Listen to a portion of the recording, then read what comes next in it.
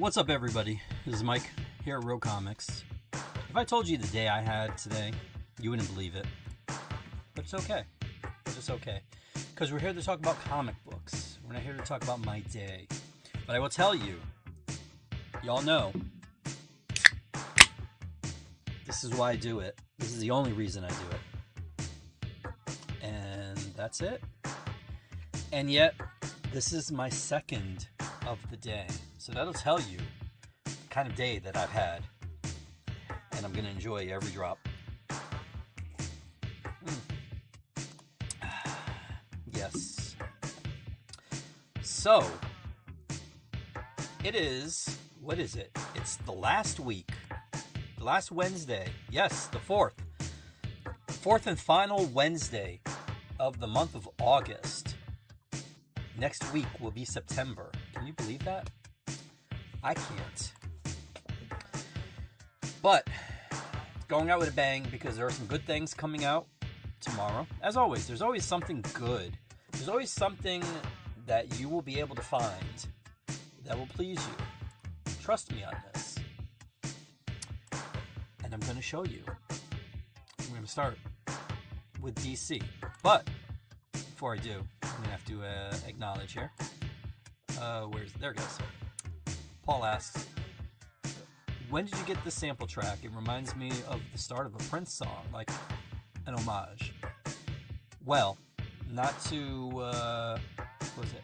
Explain a brag? Complisalt? No, I can't remember what it was, how they mashed it up in Community. Humble brag? No. As a Prince fan, I do belong to a couple of underground communities. And someone there actually took the time and effort to run all of his music through an AI processor to remove his vocals. Because while Prince was still alive, he notoriously never released instrumental versions of his songs. Now,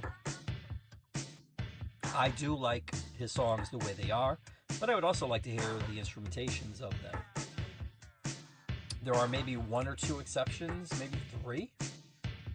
But this is from When Doves Cry, and it's a loop. Loop is a loop is a loop. And no, this is not a beer, nor is it a Coke. It is an energy drink from Sambazon, I think is how you say it. And it's my one vice.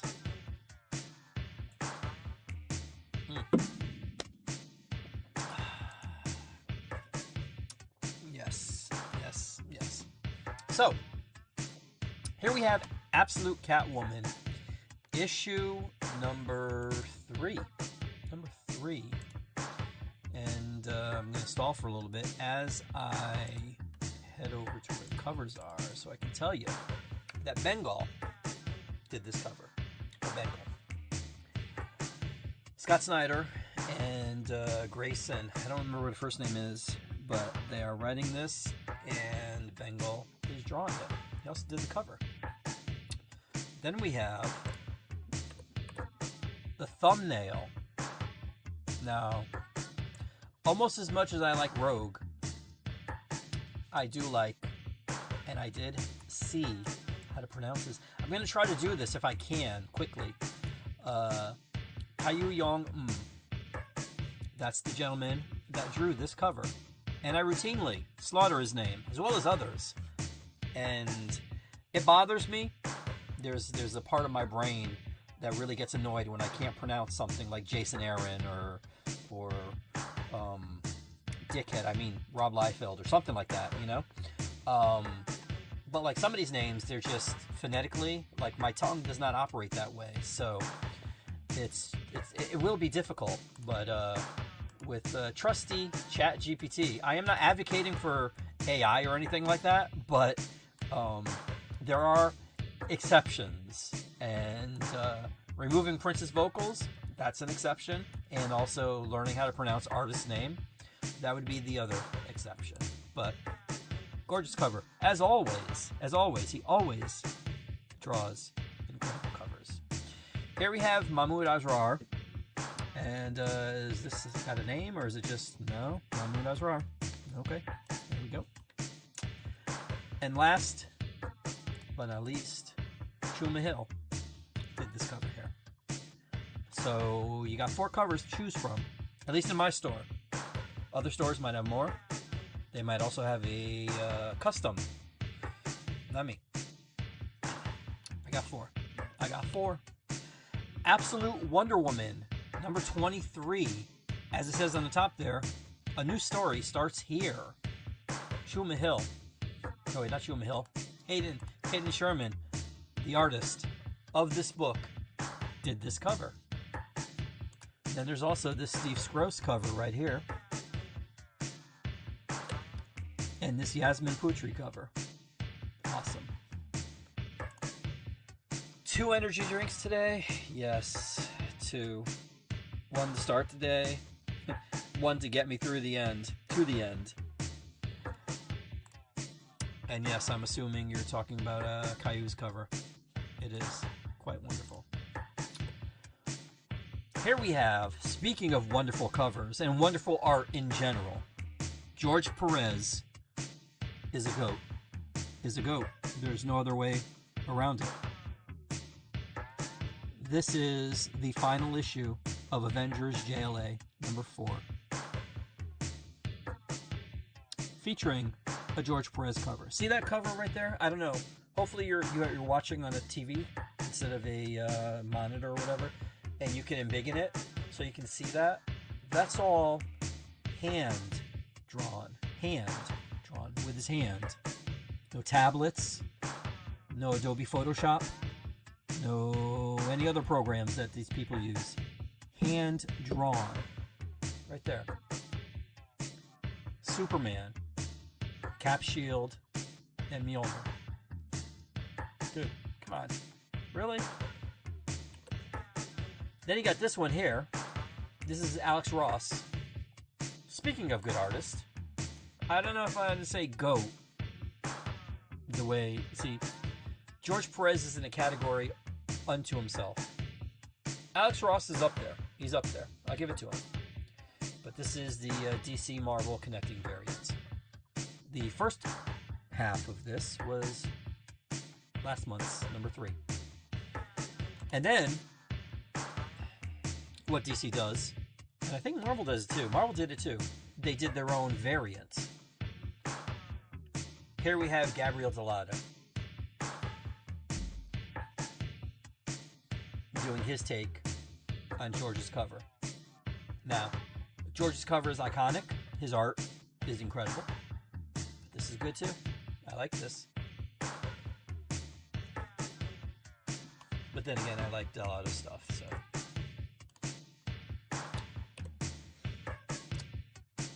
Okay. Everybody knows Batman. I'm not necessarily a huge fan of Batman. I tolerate him. There are some good Batman stories. There are some bad Batman stories. And then there's this. This is Bad Seeds. Sunset. This is a one-shot. And let's see. Matt Fraction. I don't know who will. Oh wait, you know what? What am I? Jesus Christ. I have a phone that has League of Comic Geeks. Let's see what we got here.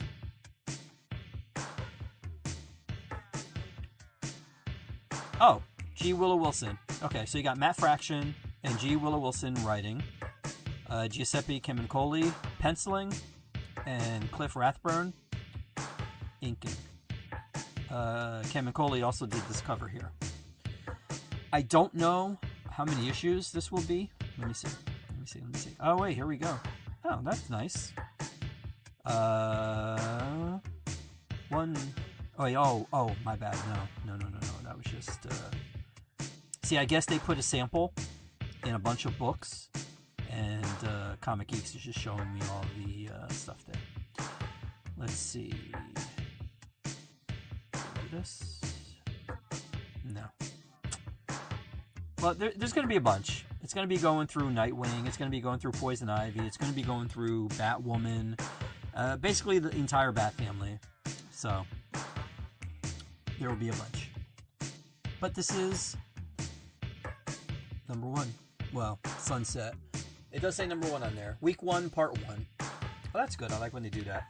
Similar to what they do with Superman's books, where they have the shield shape, and inside the shield shape, there's the number, and that's how you should read it if it goes across Action and Superman, and, well, Adventures of Superman was back in the day, but I do like that. Black Tower, The Raven Conspiracy, a new Vertigo book, number 1, written by Ram V, with art by Mike Perkins. Mike Perkins' art is really good, and he's done some stuff with Ram V before. I think one of the things was actually Swamp Thing, but I do dig his art, and that's why I gave this a shot. Let's see what you've done before, Mike. Yeah, he did Swamp Thing. Okay. What else? Oh, wait, that's 25. Poison Ivy. See, some of the things. The one thing I don't like... Oh, wait, maybe you can. Oh, boy. Okay. I just found out on League of Comic Geeks you can filter. So when you go through somebody's timeline, whether it's an artist or a writer, you can filter out the reprints, which is good because it shows all the collections. Although I still see some collections here. But what was Mike doing?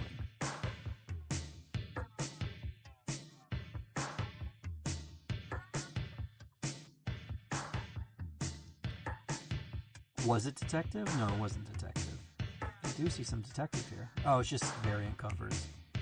That's the other thing they should allow you to filter out too, just when they just do the covers. If you want to see the main book that they do. Yeah, Swamp Thing. Okay. Ram V and Swamp Thing. Yes. I mean, Ram V and Perkins. Swamp Thing. Okay, there we go. My OCD is satisfied. Moving on. Detective Comics. Number 1112. Michael Janin did this cover here. And this is the finale of the Flight storyline. And I'm pretty sure Michael did the art also. Interior, yes. Michael Janin did the art too. Tom Taylor is responsible for the words.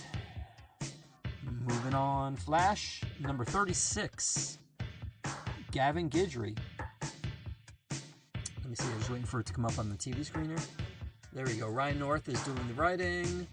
Gavin Guidry did the art. Green Lantern, issue number 38.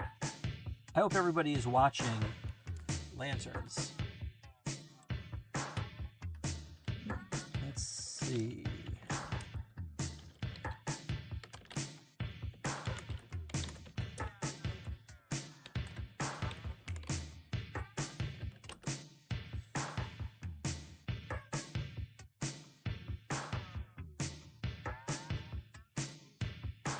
That's what I thought. Hermanico is back and drawing. Thank you. Thank you very much. I love his art. And he's drawing. And it looks like Condiment King is in this issue. As you can see on the cover there. Still Kyle. And, well, I don't want to spoil anything, so I won't. But, yeah, there are 2 stories in here. Well, you'll see. You'll see. We'll just leave it at that. Paul said, I've been watching Lanterns. Overall, I like it. A few minor issues don't make me not want to.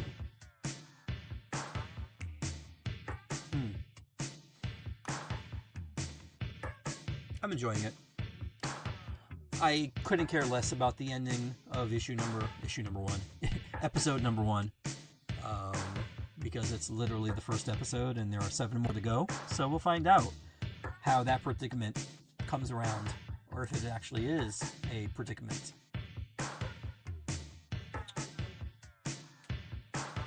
Here we have Justice League Unlimited, issue number 22. Mark Waid handles the words, and Dan Mora. And it says, oh wait, let me. I always did want to know how to. Maybe you know what? I should just ask.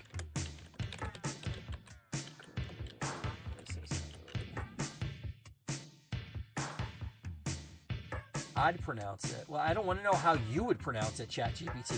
I want to know how to pronounce it. But they say it, Fico Ocio. So not only is it Dan Mora, but according to this, yeah, his name is on there. So it's Fico Ocio. Okay. Dude, yes. And the art in here is good. It's really good.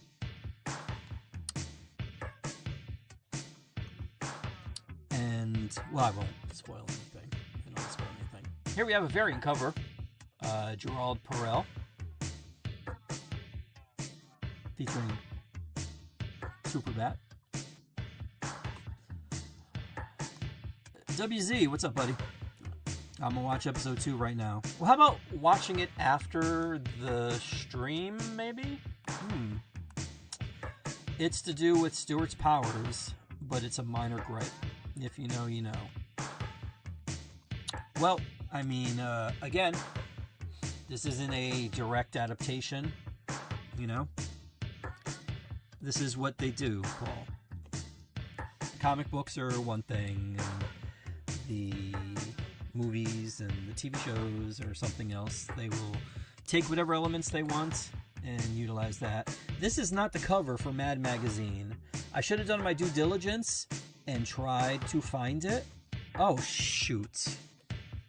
I went through the most annoying thing trying to find something that I will mention later. But this is not the cover. The cover's actually pretty cool, but it's not this. Just to let you know. So when you go to your comic store, you come here and you grab it, you're going to ask me, hey, is this week's? Oh, that's why I didn't upload it. And I'll be like, yeah, this is this week's. Here you go. Okay. So, what is it? It's number 601. Here we have Next Level One Shot number 1. Now this here is cover A, and this is by Fernando Blanco. And this is very intriguing. Although I'm going to have to do something more than thumb through it. I'm supposed to actually read it. But I did like what I saw. Jerry Dugan does the writing. Fernando Blanco also does the art on the inside. So if you like this cover, that's what you got on the inside there. Hold on one. Well, actually, no, hold on, because I'm going to show you the next cover, which is by Mark Spears. And yeah, I guess only for certain things does DC title their variants. You know, like give it a name. And this isn't one of those. Where is OBS? Here we go. Okay. Here we have, I believe this is Jorge Fornes. Right there. Where is it? Wait. Nope. What the heck?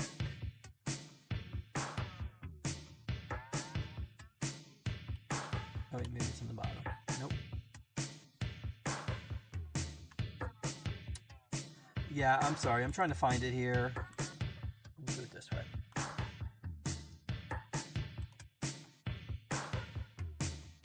Hey, what the heck?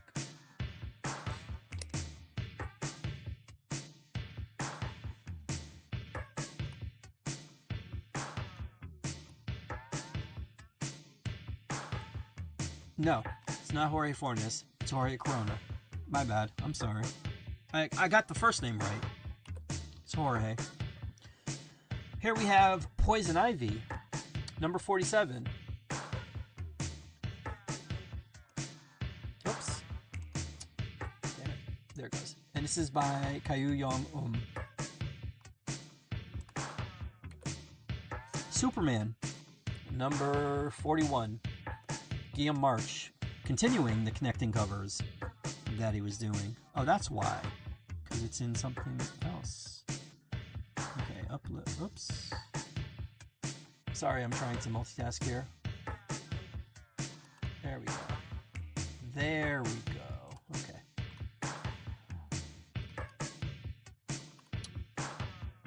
This continues the Kingdom of Zod storyline.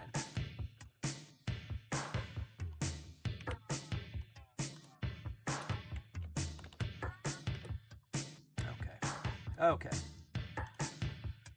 There we go. Not too noticeable, right? Not too much dead air.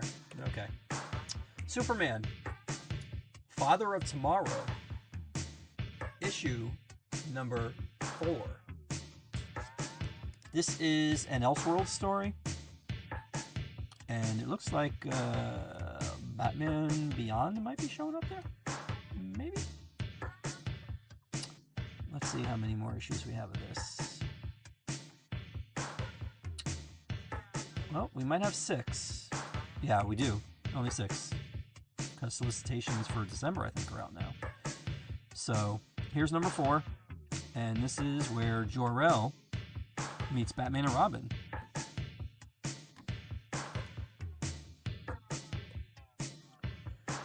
And last, but not least, always, I mean, her name begins with the letter Z. It's the final letter in the alphabet. Zatanna, number 5. Written and drawn by Jamal Campbell. Hey, nice. And this cover is by Jamal also. Wait a minute, why am I there? Go back to DC. Thank you. And then there's also this cover by David Talaski.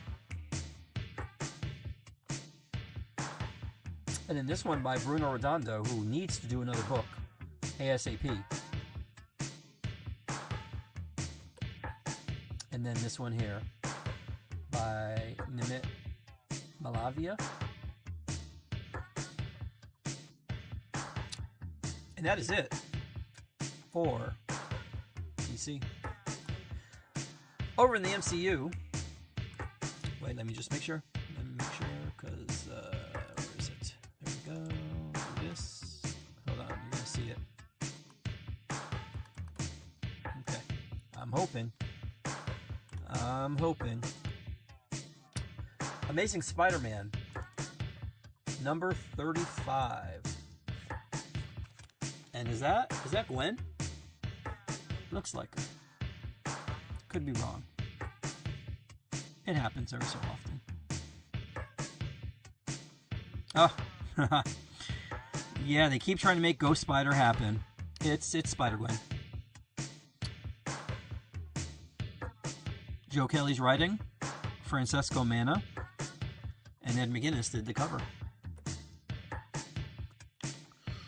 Here is a variant by Alexander Lozano. In theory, I like this, but I'm just trying to figure out the dimensions.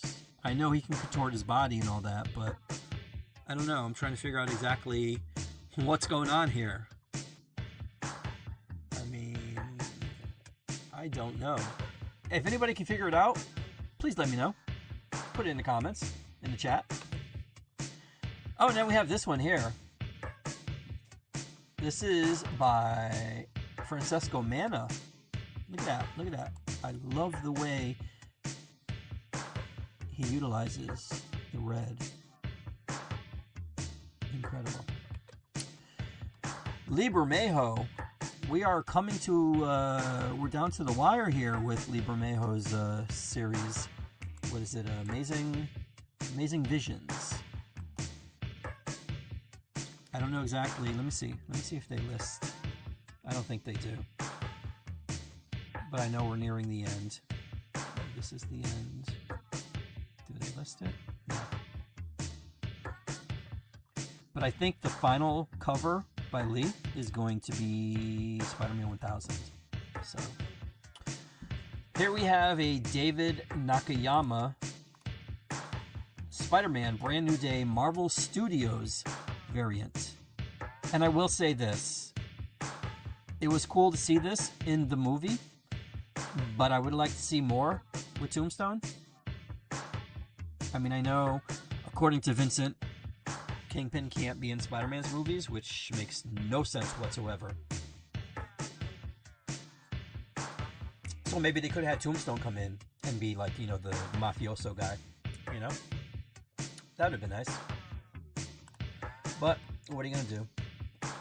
Daredevil, #1, gets a 5th printing. This here is the Marvel Television 5th printing variant. Wait, what? What's that? You don't want to get #1 without having #2? Well, they did #2 also. This is the 4th printing. And it just so happens that they also reprinted #3. This is the 3rd printing for this. And last week was #4. So, theoretically speaking, tomorrow you can walk through the door and have the first 4 issues of Daredevil all in one shot. Look at that. Now, hold on.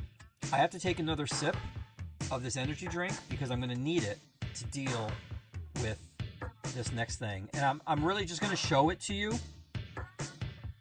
but I'm not going to discuss it because it deserves no discussion. Okay? So I advise you, I'm going to give you a second to look at your monitor, to look at your TV screen, to look at your phone, whatever you're looking at, and get ready. So I'm going to show it to you. That's it. Okay? What is that? Okay, here we go. There you go. That's it. No discussion. No nothing. Okay? There you go. #2. Moving on. Godzilla Conquers the Multiverse, #2. Look at this. What is going on here? Like, what's that? Venom? You got Venom. You got Doc Ock. Reed Richards. Is that Silver Surfer? And I don't know who's in that bubble. Is that Sue? Hold on. I got to see the synopsis for this. Doom versus Godzilla. Okay, I'm not going to spoil it. Okay. That is Sue. That is Sue. Doc Ock. Interesting. And crazy. Jerry Dugan is doing the writing here. Javier Garron is doing the art. David Marquez did this cover. Here is a variant by C.F. Villa. What is it called? C.F. Villa. Oh boy. Hold on, let me see.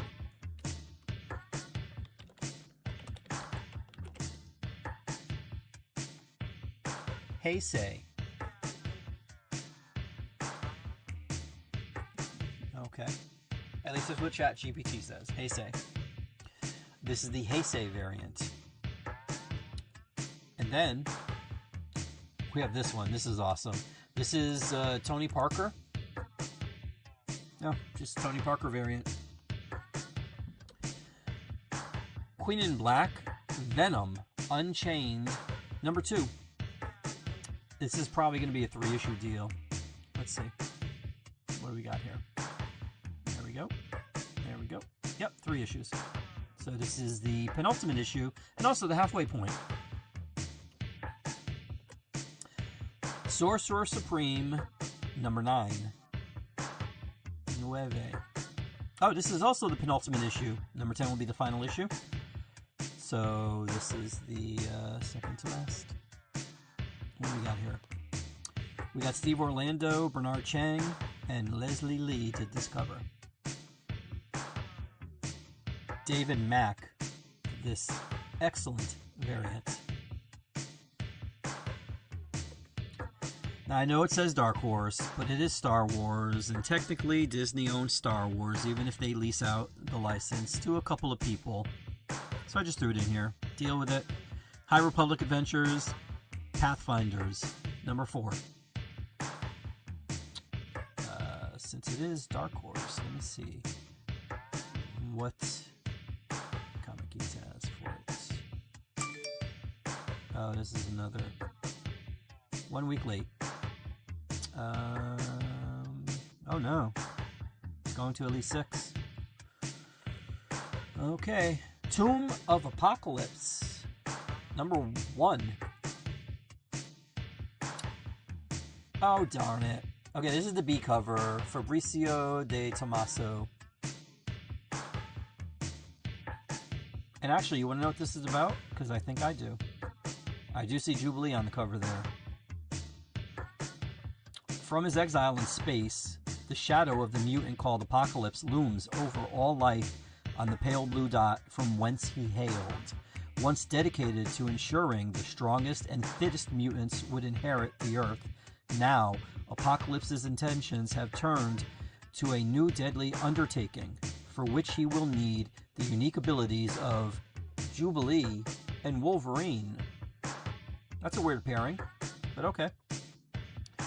Written by Ashley Allen, with art by Domenico Carbone and Rod Reyes. Well, he didn't do this cover, but he does the A cover, which we'll get to. Right after this, Pablo Villalobos cover. That's a cool cover. And then here's the Rod Reyes cover too. This is a nice cover too. So you got 3. Look at this. 1, 2, 3.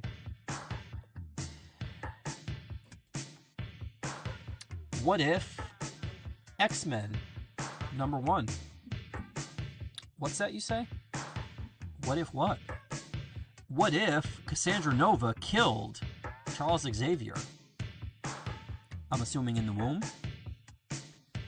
It just says, in a world where Cassandra Nova killed Charles Xavier in the womb. Oh, there we go. Telepaths are hunted and experimented on, and what she's making from them is far worse than what she's taken. But when telepaths Jean Grey and Emma Frost escape, Cassandra Nova will stop at nothing to bring them back. Bring on Cassandra's X-Men. There you go. That's weird. Okay, look at the cover. You see Emma, you see Jean. Obviously, Cyclops is right near Cassandra. Now, on the left, they do the white in the front, like that's Rogue, but it has Wolverine's claws. Then on the right, they also do the white in Rogue. So are they both Rogue? Like, what's the deal? If only I'd read this. But it is written by Ashley Allen. Oh, book number 2. Sumit Kumar did the art, and Lucas Vernick did the cover. This cover here.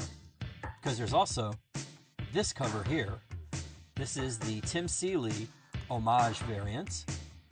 And then we have this Jim Rugg variant. That does not look nice. Meaning to stick your fingers into somebody's skull. Wolverine, number 26. Dan Panosian doing this cover. Saladin Ahmed and Julius Ota writing and drawing. Return of the Savage Champions. The game-changing Savage Champions return, and this time they need Wolverine. Exclamation point. Nogi-san did this cover right here. And then we have this X-Men issue number 36.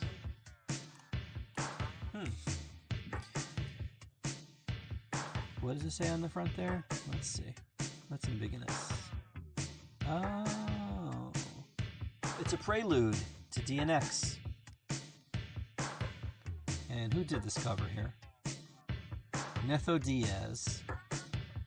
Does he do the interiors? Yes, he does. Nice.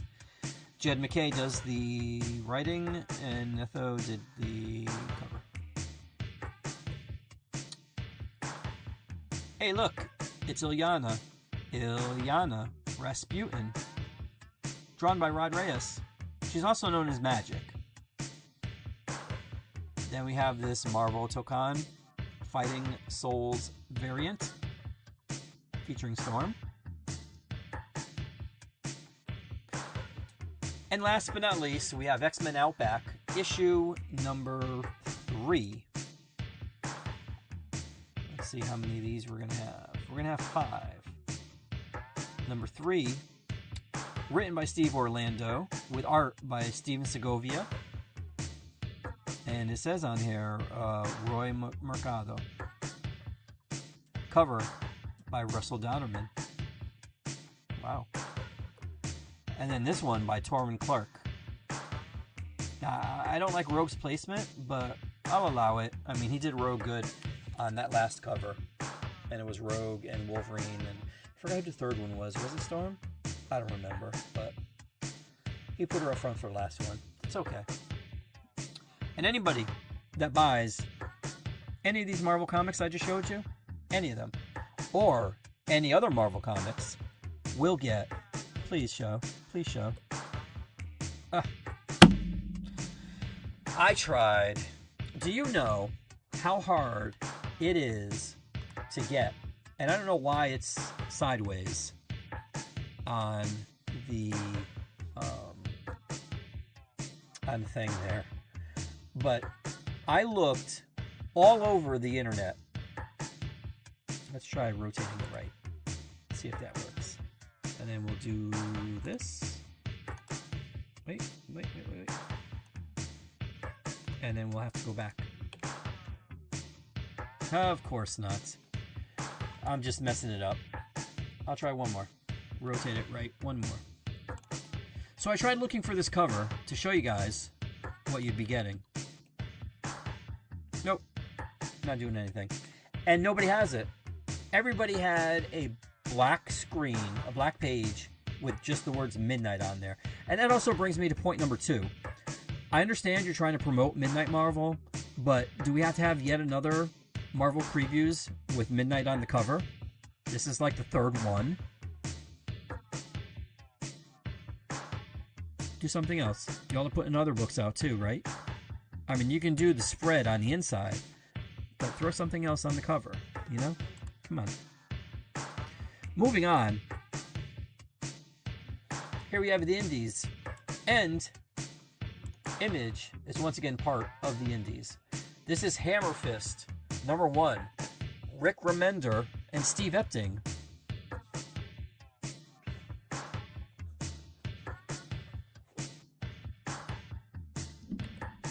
Jerome Pena did this cover. Then we have a Hellraiser. This is a Hellraiser facsimile edition, number 1. Tim Bradstreet did this cover. I believe it's from the 90s. Could be wrong. Lion King, number 5. Edwin Galman.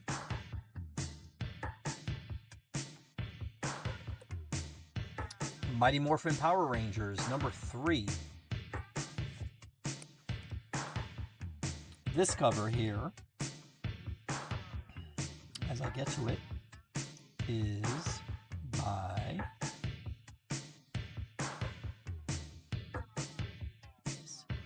Enid Balam. Marguerite Bennett writes and Philip Sevy does the art.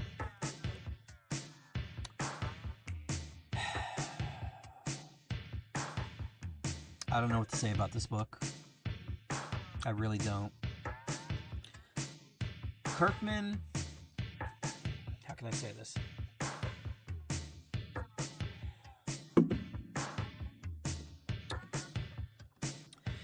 While he's not at the Brian Michael Bendis / Rob Liefeld level of dislike, I have issues with Kirkman.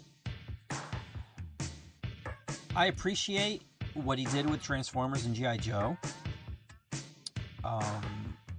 but he needs to stop buying 80s properties.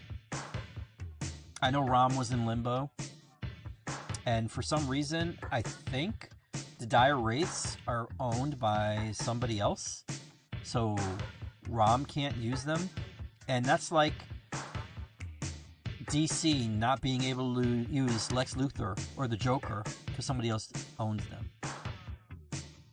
You know what? Let me see. Because the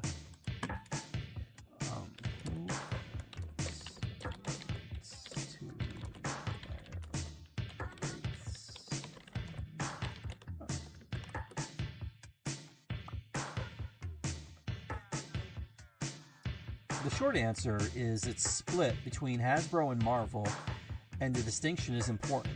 Hasbro owns the Dire Wraiths name concept as part of the ROM property.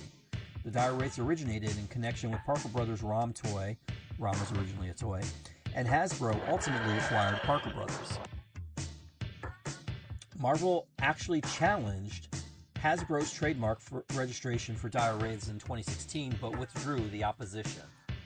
Marvel owns the specific Marvel-developed versions, designs, and mythology it created for the comics. Marvel writer Bill Mantlo and artist Sal Buscema developed the Wraiths extensively for the original ROM Space Knight comic, and Marvel retained rights in those creative elements. This is why IDW's later Dire Wraiths had to be substantially redesigned. IDW did not own the underlying Dire Wraith IP. IDW licensed ROM from Hasbro and created its own redesigned interpretation for its 2016-2020 ROM books, including ROM Dire Wraiths. So practically speaking, if you're asking, can Hasbro make a Dire Wraith? Yes, because Hasbro owns the underlying ROM Dire Wraith property.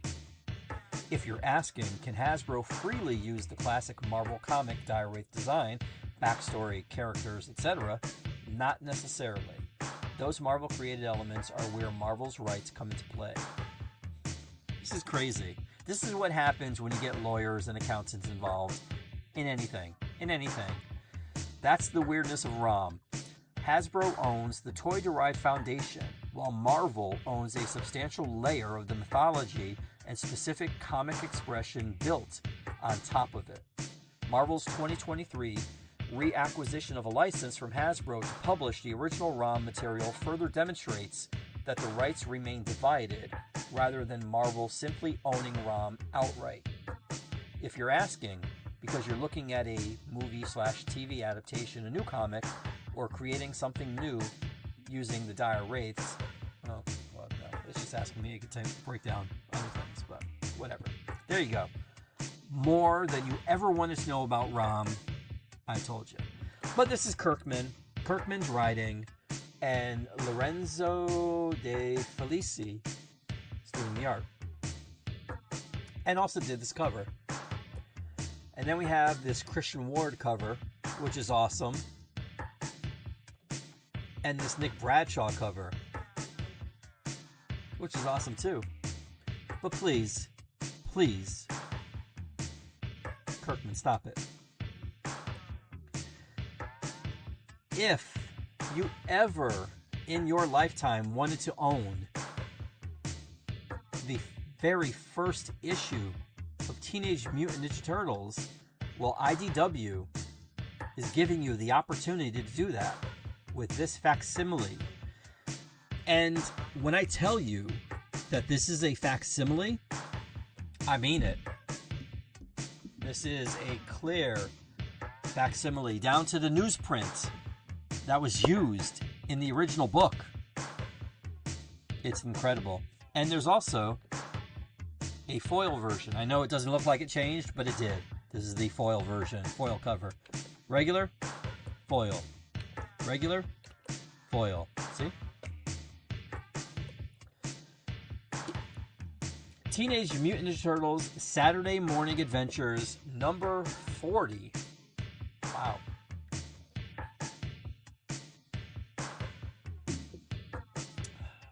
It's there. Now, as I mentioned before, Image has only recently rejoined the Row Comics family of comic books because of reasons. But I did miss the first issue of Terminal, unfortunately. However, Image has decided to do a second printing of number 1. This is the Rick Leonardi and Niraj, can't see his last name, Menon second printing variant, cover A, and then there's also this cover B. I don't know who that is. Then again, I don't know who this is. But you know what? If you buy the book, chances are you're going to find out. So if you come in and you grab the first issue, you know what? This is pretty good. Even though Kirkman is, Kirkman. You got something else? And I'd be like, why, yes, I do. Issue number 2, featuring a cover by Andy Kubert and Dave McCraig. And let's see what we got here. This is, according to this, the most anticipated new superhero series of the year from Robert Kirkman, Joe Casey, Andy Kubert, David Finch, and Art Adams, who will always be Art Adams to me. Kirkman's writing, Joe Casey's writing, Kubert is doing the art. Oh, and there's also this awesome Art Adams cover. I'm an Art Adams fan from way back.